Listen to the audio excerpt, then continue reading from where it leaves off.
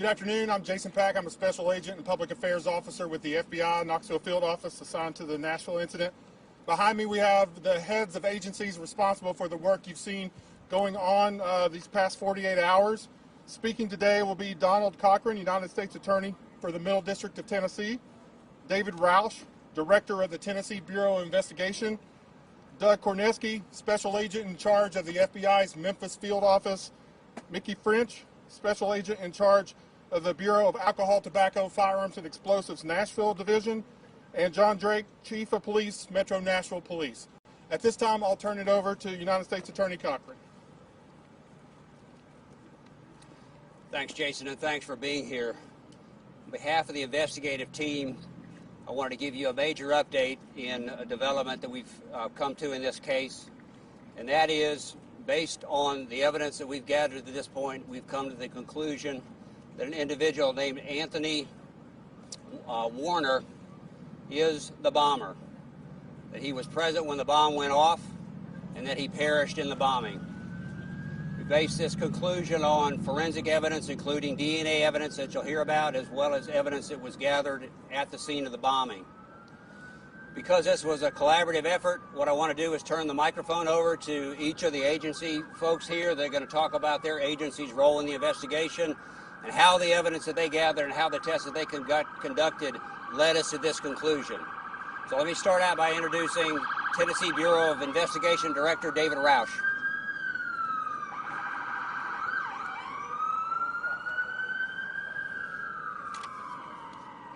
Thank you. I first want to say that we appreciate the collaborative effort that has taken place in this investigation. Local, state, and federal authorities have worked hand in hand in tandem around the clock since the incident, and it's paid off. TBI agents, analysts, and scientists have been assisting in this investigation from the start, gathering data, checking leads, coordinating interviews, and processing critical evidence in coordination with the FBI and the ATF. Overnight, TBI forensic scientists processed evidence from the crime scene for DNA testing. The evidence was compared to evidence collected from a vehicle used by the person of interest in this case. At approximately midnight Central Time, forensic scientists with TBI confirmed a match of the DNA at both locations belonging to the person of interest in this case. TBI continues to support this ongoing investigation. Thank you.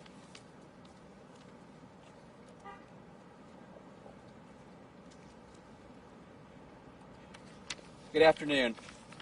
Again, my name is Doug Korneski, Special Agent in charge of the Memphis Field Office, responsible, which also covers Nashville. I want to take a moment to update you on the intensive efforts of our investigative team. Today, as Director Rauch mentioned, the Tennessee Bureau of Investigation, as well as the FBI laboratory in Quantico, Virginia, completed their DNA testing of a sample of human remains recovered at the scene. Those results were consistent with the suspect identified by U.S. Attorney Cochran. We're still following leads, but right now there is no indication that any other persons were involved. We've reviewed hours of security video surrounding the recreational vehicle, as well as we saw no other people involved or around that vehicle. Again, this information is what we know after just a few days of investigative efforts. Crucial tips from the public, corroborated by other investigative activity by our team, initially identified a likely suspect.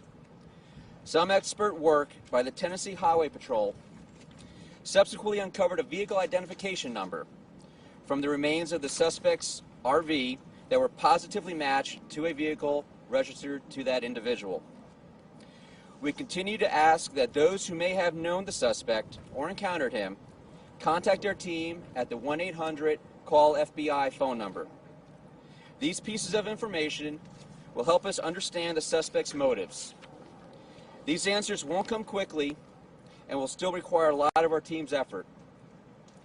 Though we may be able to answer some of these questions as our investigation continues, none of those answers will ever be enough for those who have been affected by this event.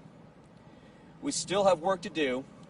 Our evidence response teams will continue to process the scene downtown, and our agents will continue to follow on each and every tip that we receive. As is often said by the FBI, the greatest crime-fighting weapon we have is the cooperation of all law enforcement with the help and understanding of the citizens we serve. Thank you, and I'd like to now turn it over to ATF Special Agent in Charge, French. Thank you. My name is Mickey French. I'm the Special Agent in Charge for the ATF Nashville Field Division. I'd like to commend all my fellow state and local partners. We've had a tremendous working relationship in this investigation. ATF's brought unique resources to this investigation, to include the National Center for Explosives Training and Research, which we call NCETR. ATF's accredited national response team and all of its specialists, as well as the United States Bomb Data Center. These were crucial and instrumental to provide links and resources in this investigation. Additionally, the ability to leverage technology with traditional law enforcement techniques has been crucial in bringing this case to a relatively close. Although we still have a lot of investigation to do, we've gotten off to a great partnership and great start, and it's been tremendous. Thank you.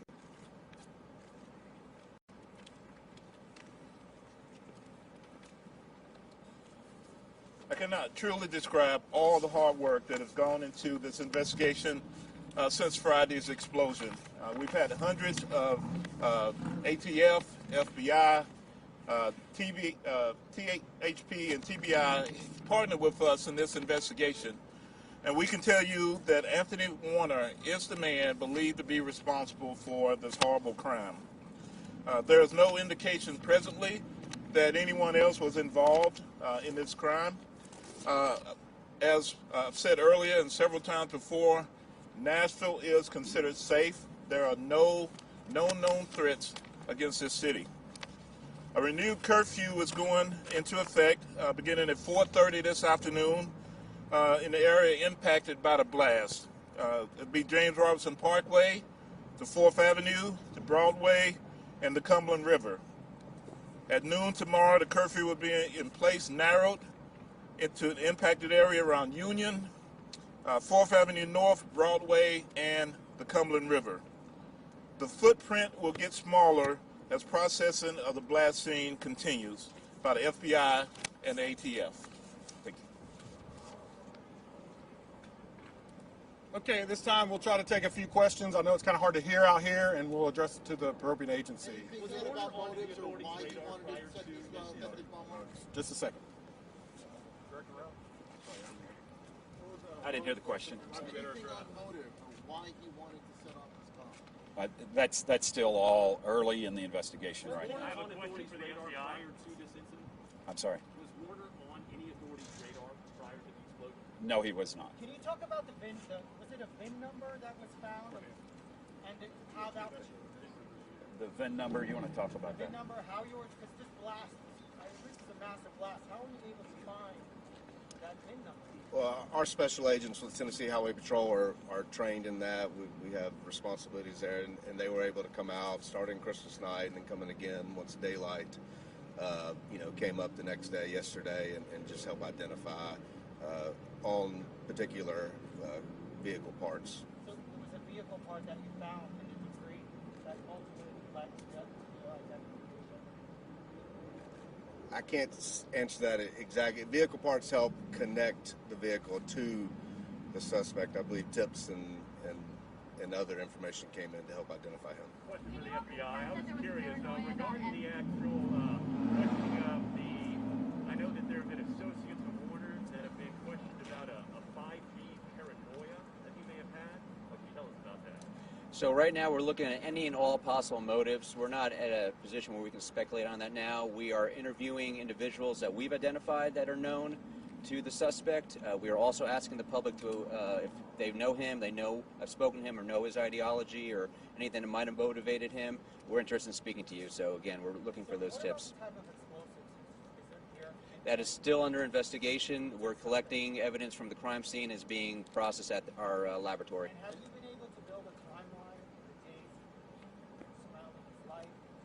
We're still working on all those. Anything you can say about what was inside his home? Any sort of evidence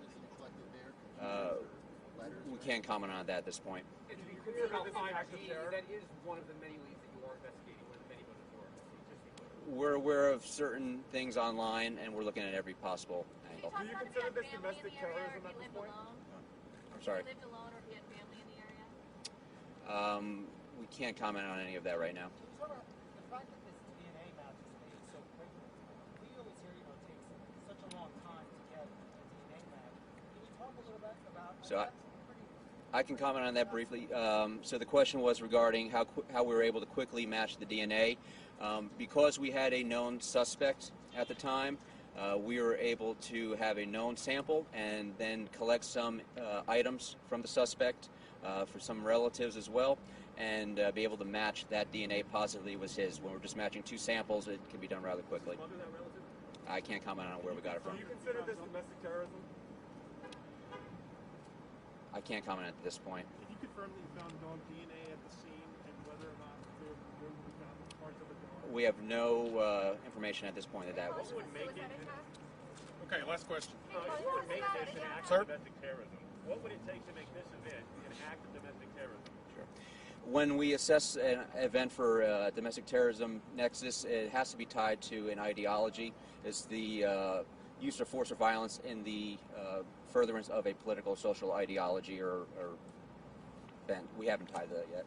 Thank you all very much. Appreciate it. If there are any further updates, we'll let you know via our social media channels and our news releases. Appreciate it. Thank you all for your patience.